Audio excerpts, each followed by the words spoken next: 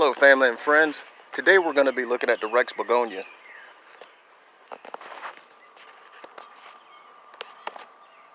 The Rex Begonia is native to different parts of Asia and India.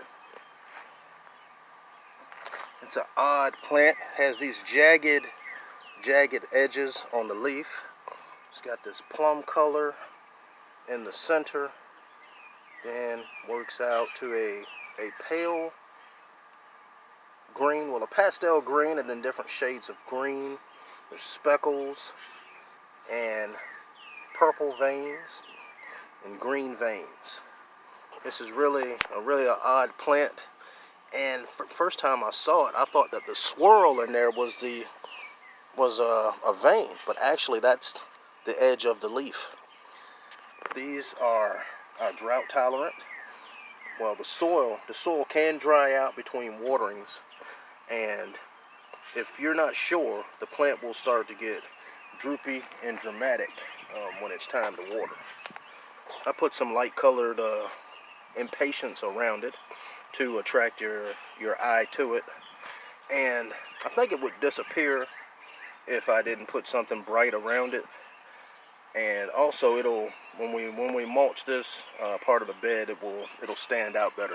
See, right now we have some clippings from the bush, just recently pruned. We're gonna be doing some cleanup out here, and these are shade plants. They perform well in the shade or filtered sunlight.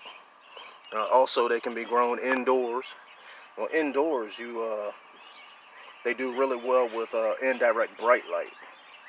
See, I picked this spot because it's kind of under the edge of this bush, and we get a lot of shade here. And it gets about, I would say, maybe like 4 hours of morning sun. And as the sun moves across the sky, it's behind these branches here on this big tree.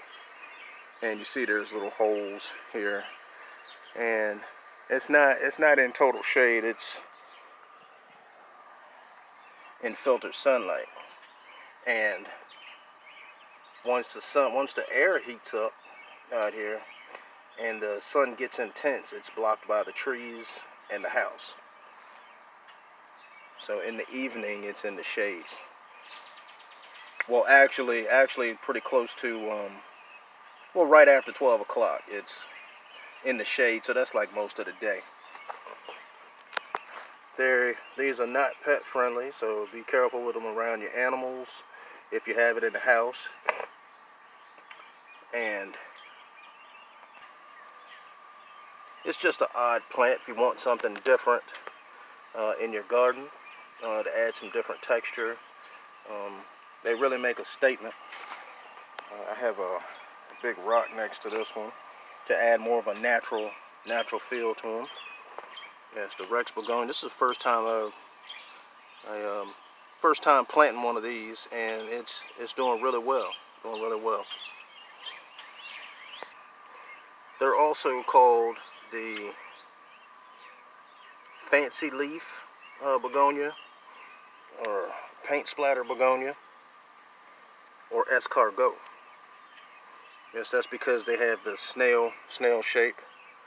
And on the back you can see they have the plum colored veins here, with that plum color in the middle. And it's just a very interesting plant. Very nice. So you can let the soil dry out between waterings. Shade to part shade. Excuse me, part shade, and the indirect, part shade to filtered sunlight. They're drought tolerant. The soil can dry out between waterings, and they're an interesting plant to have. I really enjoyed looking at them because there's a lot to look at here. There's some different textures of speckles and colors. They come in different colors, but this is the only one. This is the first time I've ever seen one of these, and Janice just had to have it. So I just read the tag and tried it out. Seems to be doing pretty well. So, and there's very few spots in the yard that I could put this. So I just picked this spot here up under the bush, up under the edge of the bush.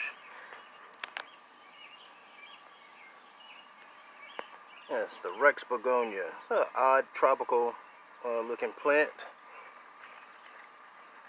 These jagged leaves in the different colors. I just wanted to take a look at it with you and